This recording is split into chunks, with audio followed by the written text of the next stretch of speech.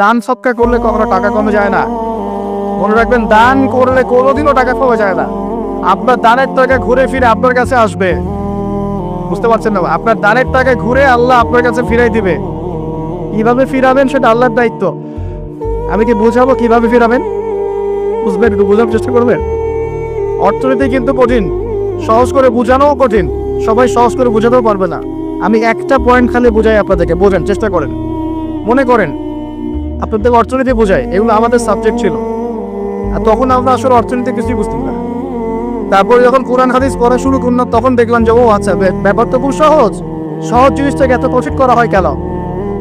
দেখেন কিরকম। মনে করেন একটা বাজার, আপনাদের বাজার আছে কি? আচ্ছা, এই বাজারের মধ্যে ধরেন 100 ব্যবসায়ী আছে। ব্যবসায়ীদের ব্যবসা করে, আল্লাহ পাক ব্যবসা হালাল করেছেন না হারাম করেছেন?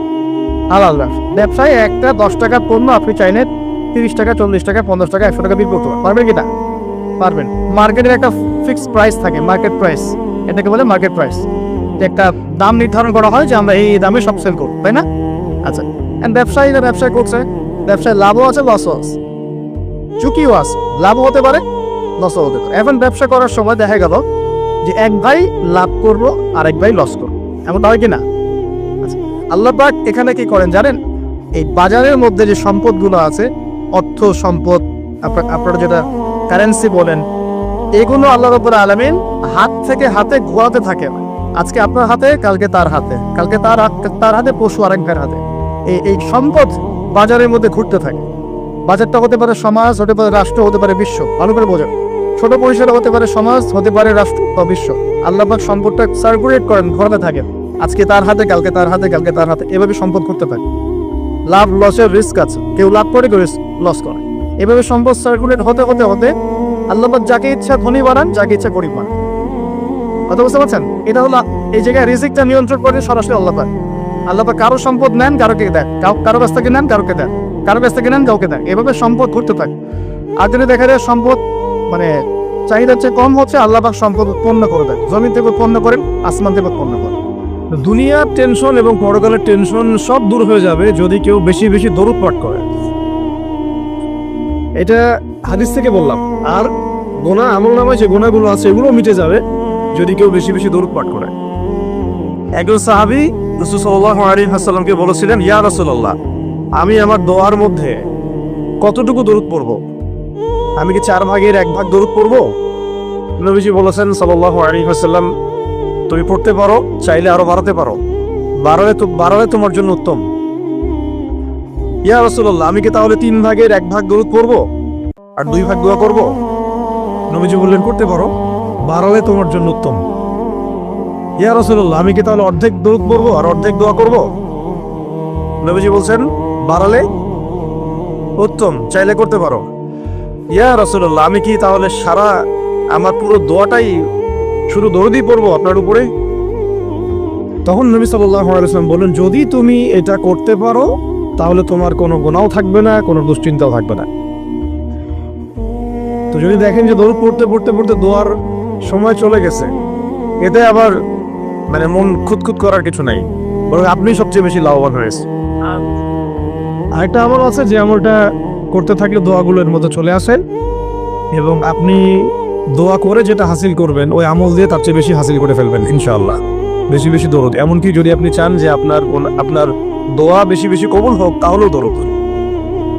মনে করেন আমি তাওহীদপন্থী, সুন্নাহর অনুসারী, হালাল খাই, দোয়াও করছি, জায়েজ দোয়া, এই দোয়াটাও আসমানে ঝুলে থাকবে। এই দোয়াটা কত ঝুলে থাকবে? আসমানে ঝুলে থাকবে। এটা রবের কবুলিয়াত পাওয়ার জন্য যে মাধ্যম, সেটা হলো দরুদ। দরুদ পড়বেন, এটা উঠে যাবে ইনশাআল্লাহ। যেই নবীর এত বড় শান, এত বড় মর্যাদা, সেই নবীকে আজকে বাংলাদেশের মাটিতে কিভাবে কটূক্তি করা হচ্ছে, খেয়াল করছেন? এগুলো নিয়ে কথা বলা হয়। দেখা যায় রাষ্ট্র তো এখন আসলে ইসলামিক রাষ্ট্র আর নাই। ওইটা তো একসময় ছিল ইসলামী খেলাফা, এখন চলতেছে সব আমেরিকান প্রেসক্রিপশনে আর কি। কেউ চালায় ভারতের প্রেসক্রিপশনে, কেউ চালায় আমেরিকার প্রেসক্রিপশনে, কেউ চালায় পশ্চিমাদের প্রেসক্রিপশনে। রাসূল সাল্লাল্লাহু আলাইহি ওয়াসাল্লামের সিরাত অনুযায়ী কেউ রাষ্ট্র চালায় না। সিরাত অনুযায়ী রাষ্ট্র চালালে এরকম সাতেমদেরকে ধরে কল্লা নামায় দেওয়া লাগতো। এখন দেখা আসছে দেখেন যেখানে সেখানে বাকস্বাধীনতার নামে যেই নবীর উপর দরুদ না পড়লে আপনার দোয়া পর্যন্ত কবুল হবে না, সেই নবীকে কিভাবে গালিগালাজ করা হচ্ছে। নাউযুবিল্লাহি মিন যালিক। কি করবেন? প্রতিবাদ করতে গেলে আমরা দেখলাম যে মামলা করা হলো, মামলার পরে সেই আইনের ধারাটাই বাতিল করে দেওয়া হলো। আইনের ওই ধারাই বাতিল করে দেওয়া হলো। কি আইন! নিজের স্বার্থে যখন তখন করাও যায়, আবার বাতিলও করা যায়। এই জন্যই তো আমরা বলি মানব রচিত আইনগুলো হচ্ছে তাগুত। মানব রচিত আইনগুলো কি? তাগুত মানে কি? তাগুত মানে শয়তান। তাগুত মানে কি? শয়তানের একটা ভার্সন, মানে আপগ্রেডেড ভার্সন হচ্ছে তাগুত। প্রোম্যাক্স তাগুত, শয়তান প্রোম্যাক্স, এটা হচ্ছে তাগুত। তো আল্লাহর আইন বাদ দিয়ে যখন মানুষ নিজের আইন রচনা করে তখন এরকম অবস্থা হয়। যে আইন রাসূলের শানে কটূক্তিকারীর বিচার করতে পারে না, সেই আইন আপনাকে সমাজে শান্তি দিবে, ইনসাফ দিবে? এই জিনিসটা আমাদের বুঝে আসতেছে না। এখন আমরা ঘুরে ফিরে আবার সেই ওই তন্ত্র মন্ত্রের পিছনে ছুটতেছি। এখনো শরিয়া ইমারা খেলাফতের কথা আমরা বুঝতে পারতেছি না। তবে বুঝি আর না বুঝি ইনশাল্লাহ সামনে এটা কায়েম হবেই। এটা নিয়ে কোনো সন্দেহ নাই, লা শাক্কা ফি, কোনো সন্দেহ নাই, এটা সামনে কায়েম হচ্ছেই, এটা কেউ ঠেকাতে পারবে না। তো যাই হোক, আরেকটা আমল ছিল জুমার দিন, সেটা হচ্ছে সূরাতুল কাহফ তেলাওয়াত করা। কোন সূরা? সূরা কাহফ কোনোভাবেই ছাড়বেন না। এটা আমি মানে জোর দিয়ে এই কারণে বলছি, সূরা কাহফ যারা নিয়মিত পড়ে, অন্তত প্রত্যেক জুমায় পড়ে, তাদের কলবের চোখ খুলে যাবে। কলবের চোখ না খুললে আপনি বাস্তবতা বুঝতে পারবেন না, কোনটা হক কোনটা বাতিল, কোনটা ন্যায় কোনটা অন্যায়, কোনটা সহি কোনটা গলত, ঠিক আছে? কোনটা ন্যায় কোনটা অন্যায়, কোনটা জুলুম, কোনটা ঈমান কোনটা কুফর, এই যে পার্থক্য, তাওহীদ শিরক, আসলে এই সত্য কোনটা মিথ্যা কোনটা, এই যে গলন ধাঁধা এখন চলতেছে সারা বিশ্ব জুড়ে, এইটা আপনি ভিতরের চোখ ছাড়া দেখতে পারবেন না। বাইরের চোখ দিয়ে দেখলে অনেক কিছুই অনেক রকম মনে হবে, কিন্তু আসলে বাস্তবতা এমন না। বাইরের চোখ দিয়ে দেখলে অনেক কিছুই মনে হবে খুব ভালো, আসলে ওটার ভিতরে কুফরি আছে। বাইরের চোখ দিয়ে দেখলে মনে হবে খুব সুন্দর, আসলে ওর মধ্যে শিরক আছে। এই যে অন্তর্দৃষ্টি, আমরা একটা কথা বলি, হিকমা আল বাসীরা, প্রজ্ঞা, বাংলা ভাষায় বলে কি প্রজ্ঞা, দূরদর্শিতা, বাংলা ভাষায় বলে দূরদর্শিতা, এটা হাসিল হবে সূরা কাহফ তেলাওয়াত করলে। আর শেষ জামানায় এই দূরদর্শিতার দরকার এত বেশি, এই আমলগুলো জুমার দিন ছাড়া ঠিক হবে না কোনোভাবেই। তো প্রতি সপ্তাহে আমলগুলো জারি থাকবে ইনশাআল্লাহ। আল্লাহ পাক সবাইকে করার তৌফিক দান করেন। আমাদের উচিত দিনে কমপক্ষে 100 বার করে হলেও আলহামদুলিল্লাহ পড়া যাবে। যে কোনো অবস্থাতে আলহামদুলিল্লাহ, আলহামদুলিল্লাহ। ভাই কেমন আছেন? আলহামদুলিল্লাহ। ভাই পরিবার কেমন আছে? আলহামদুলিল্লাহ। ভাই চাকরি কেমন আছে, চলছে কেমন? আলহামদুলিল্লাহ। ব্যবসা কেমন? আলহামদুলিল্লাহ। এটা হচ্ছে সেই বান্দা নিদর্শন যার মনের মধ্যে আল্লাহর প্রতি ভক্তি শ্রদ্ধা আছে, যার মনের মধ্যে আল্লাহর নূর আছে। তার নিদর্শন হচ্ছে সে সব সময় শুকরিয়া আদায় করবে। একটা এক্সাম্পল দিচ্ছি, দেখেন ইব্রাহিম আলাইহিস সালাম ওই, আর এই যে এইখানে মক্কায় তার একজন স্ত্রী হাজারা আলাইহিস সালাম, ওইখানে একজন স্ত্রী সারা আলাইহিস সালাম, মনে আছে ঘটনা? আচ্ছা, তিনি আসলেন বাসায়, দরজা নক করছেন যে বাসায় কে আছে? দরজার পিছন থেকে বলা হচ্ছে যে আমি। তিনি বলছেন ইসমাইল কোথায়? তখন আওয়াজ আসছে ইসমাইল শিকার করতে গেছে। তারপরে তাকে বলা হচ্ছে তোমরা কেমন আছো, স্বামী স্ত্রী তোমরা কেমন আছো? তো স্ত্রী জবাব দিচ্ছে আমরা ভালো নাই, আমাদের ঘরে অনেক অভাব, আমাদের অনেকের স্ত্রীর মতো আছে না এরকম? সারা জীবন করে যাবেন, একটা কথাই শুনবেন শেষ বয়সে গিয়ে, জীবনে কিছুই পাইলাম না তোমার কাছে। নিজের মাথার ঘাম পায়ে ফেলে করতেই থাকবেন, করতেই থাকবেন, করতেই থাকবেন, করতেই থাকবেন, কিন্তু আপনি শুনতেই থাকবেন, শুনতেই থাকবেন, কিছুই করলাম না, কিছুই পাইলাম না, কিছুই পাইলাম না। অমুক ভাবি কত ভালো আছে, অমুক কত ভালো আছে, অমুকের এত আছে, অমুকের তত আছে। সুবহানাল্লাহ। এটা আমাদেরই দোষ। কারণ বিয়ে করার সময় যারা দিনদারিতা না দেখে শ্বশুরের সম্পত্তি দেখবেন, সৌন্দর্যকে বেশি প্রাধান্য দিবেন, নিজের হারাম প্রেমকে বেশি প্রাধান্য দিবেন, নিজের ওই বংশ মর্যাদা ইত্যাদি ইত্যাদিকে বেশি প্রাধান্য দিবেন, তখন তো আফসোস করতেই হবে, কিছু করার নেই। এই জন্যই তো নবী সাল্লাল্লাহু আলাইহি ওয়াসাল্লাম বলেছেন যে দিনদার স্ত্রীদেরকে দেখে বিয়ে করো, যার মধ্যে দিনের বুঝ আছে, জ্ঞান আছে, একে দেখে বিয়ে করো। তবে এখানে একটা বিষয় আপনাকে সতর্ক করতে চাই যে প্রত্যেকটা বোরখার পিছনেই সঠিক দিনদারিতা থাকে না। অতএব এটা দেখেও ধোঁকা খাওয়ার কিছু নাই। দিনদারিতা আল্লাহর সাথে বান্দার মনের ব্যাপার। দিনের বেসিক কিছু প্রশ্নের মাধ্যমে আপনি তার উত্তর পেতে পারেন। দিনের বেসিক কিছু বুঝ আচরণ দেখে আপনি তার উত্তর পেতে পারেন। তার তাকওয়া দেখে আপনি উত্তর পেতে পারেন। একজন আমিরুল মুমিনিন খলিফা, তিনি রাত্রেবেলা জনগণের অভাব অনটন দেখেন। একদিন দেখতে দেখতে রাতে ক্লান্ত হয়ে পড়লেন। একটা দেয়ালের আড়ালে তিনি দাঁড়িয়ে বিশ্রাম নিচ্ছেন, বসে পড়েছেন। দেয়ালের পিছন থেকে তিনি আওয়াজ শুনছেন, মা আর মেয়ে কথাবার্তা বলছে। মা বলছে দুধে পানি মিশাও, আর মেয়ে বলছে যে ইত্তাকিল্লাহ, হে মা আল্লাহকে ভয় কর। তার মা বলছে এখানে তো ওমর নাই, ওমরের প্রশাসন নাই, ভয়ের কি আছে, মিশাও পানি মিশাও। তখন এই মেয়ে বলছে ওমর নাই তো কি হয়েছে, ওমর রব আল্লাহ তো জীবিত আছেন, তিনি দেখছেন। ওমর রাদিয়াল্লাহু আনহু পরের দিন ওই বাড়িটা মার্ক করে রাখলেন। রাত্রেবেলা পরের দিন তার ছেলেকে নিয়ে আসছেন এই বাসায়, এসে মেয়ে দেখাচ্ছেন, এই মেয়ে পছন্দ হয় কিনা দেখো। মেয়ে পছন্দ হয়ে গেছে। আমিরুল মুমিনিনের মানে রাষ্ট্রপ্রধানের ছেলের সাথে এই মেয়ের বিয়ে হয়ে গেল। দুধওয়ালি, দুধ ধোয়াচ্ছেন যেই মেয়ে। কি দেখে বিয়ে দিলেন? সৌন্দর্য দেখে? বংশমর্যাদা? শ্বশুরের টাকা? যৌতুক? এই কাজ যদি আমরা করতে না পারি, সংসারে শান্তি আসবে না। তখন কিছু করার থাকবে না ভাই, কারণ এই ফিতনা একবার ঢুকে গেলে জীবনটা মেসাকার। এগুলো ডিল করতেই দিন দিন অনেক চলে যাবে। দিনের ফিকির পরে দেখবেন পরিবার সামলাতেই সময় শেষ, দিন শেষ। মানসিকভাবে যদি আপনি ফ্রেশ না থাকেন, ভালো না থাকেন, সাউন্ড না থাকেন, আপনি দিনের জন্য কিন্তু কিছু করতে পারবেন না।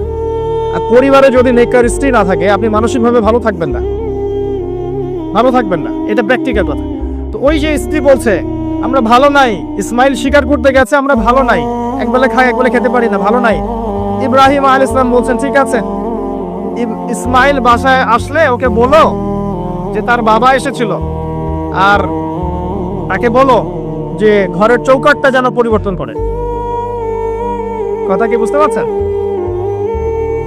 ইসমাইল আলাইহিস সালাম আসলেন, একজন বৃদ্ধা লোক এসেছিল বাসায়, তোমার বাবা পরিচয় দিয়েছে। কি বলেছে? বলেছে যে ঘরের দরজা যেন পরিবর্তন করি।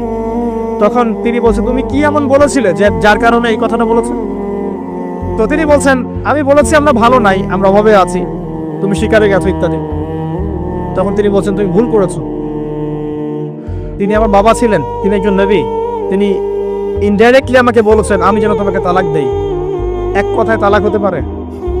দিনদারিতা না থাকলে তালাক দেয়া যায়। যদি ধৈর্য ধরতে ধরতে ধরতে ধরতে আপনি অতিষ্ঠ হয়ে যান, দিনের ব্যাপারে আর কম্প্রোমাইজ করতে পারেন না, সেক্ষেত্রে তালাক একটা অপশন আছে। এটা খারাপ নয়, যদিও এটা মন্দের ভালো একটা অপশন, কিন্তু সবর করতে উৎসাহিত করা হয়েছে। সবর করতে করতে করতে করতে যদি ভিতরটা পরিবর্তন না হয়, এরকম আল্লাহর প্রতি অকৃতজ্ঞ মানুষকে নিয়ে আপনি সারা জীবন চলতে পারবেন না। দিনের পথে চলতে গিয়ে যারা প্রতিবন্ধকতা স্বীকার করে, তাদেরকে নিয়ে আপনি আল্লাহর পথে দাওয়াত এবং মুজাহাদাত মেহনত করতে পারবেন না। এই জায়গায় গিয়ে অনেক সময় এক্সট্রিম ডিসিশন নিতে হতে পারে। এটা ইসলাম কিন্তু অপশন রেখেছে আপনার জন্য, আমি উৎসাহিত করছি না, অপশন রেখেছে। এরপরে আবার তিনি আসলেন অনেক বছর পর, এসে আবার নক করলেন যে আসসালামু আলাইকুম। ওয়ালাইকুম সালাম, ইসমাইল কোথায়? শিকার করতে গেছে। তোমরা কেমন আছো? আলহামদুলিল্লাহ আমরা অনেক ভালো আছি। ঠিক আছে, ইসমাইল বাসা আসলে তাকে বলো ঘরের চৌকাঠটা যেন যত্ন করে আদর করে মহব্বত করে রাখে। কথা বুঝতে পারছেন? এবার ইসমাইল আলাইহিস সালাম আসলেন বাসায়, তার স্ত্রী জিজ্ঞাসা করছে, একজন বৃদ্ধা এসেছিলেন, তোমার বাবা পরিচয় দিয়েছেন। কি বলেছে? বলেছে তো আমি যেন ঘরের চৌকাঠটা তুমি যেন অটুট রাখো, বহাল রাখো।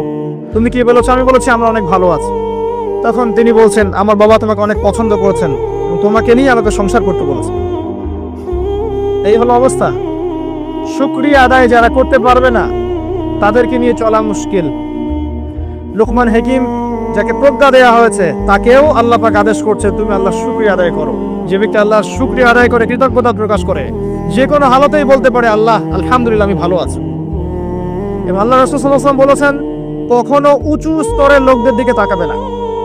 যার উঁচু বাড়ি আছে, তোমার চেয়ে উঁচু বাড়ি আছে, তোমার চেয়ে বড় গাড়ি আছে, তোমার চেয়ে বেশি টাকা আর্ন করে, ওদের দিকে দেখবে না। ওদের দিকে চোখ দিও না, বরং তোমার চেয়ে নিচে যারা আছে, দরিদ্র যারা, তোমার চেয়ে যারা দরিদ্র, ওদের দিকে তাকাও। তাহলে তুমি আল্লাহর নিয়ামতের শুকরিয়া আদায় করতে পারবে ইনশাআল্লাহ তাআলা। আমরা যদি হসপিটালে যাই, শুকরিয়া আদায় করতে পারবো না? যে এই যে হাজার হাজার মানুষ শুয়ে আছে, কারো ক্যান্সার, কারো ডায়াবেটিস, কারো অমুক, কারো তমুক, কারো অ্যাক্সিডেন্ট, কারো এইটা সেইটা, কারো ব্রেন টিউমার, কারো হার্টের সমস্যা, কত সমস্যা। কেউ হাঁটতে পারে না, কেউ বসতে পারে না, কেউ শুইতে পারে না, কেউ শুইলে ঘুমাতে পারে না। আমরা ভালো আছি না? আলহামদুলিল্লাহ, কৃতজ্ঞতা। যখন আপনি আপনার চেয়ে বিপন্ন কোনো মানুষকে দেখবেন, দেখে যদি এই দোয়াটা পড়েন, আলহামদুলিল্লাহিল্লাযী আফানি মিম্মা তালাকা বিহি ওয়া ফাদ্দালানি আলা কাসীরিম মিম্মান খালাকা তাফদীলা। আল্লাহর শুকরিয়া আদায় করছি যে আল্লাহ তোমাকে যে বিষয় দিয়ে পরীক্ষা করেছেন, আমাকে তার থেকে নিরাপদ রেখেছেন, এবং হাজার মানুষের চাইতে আল্লাহ পাক আমাকে উত্তম জায়গায় রেখেছেন, ভালো রেখেছেন। এই দোয়াটা যে ব্যক্তি পড়বে, ওই বিপদ তাকে স্পর্শ করবে না ইনশাআল্লাহ।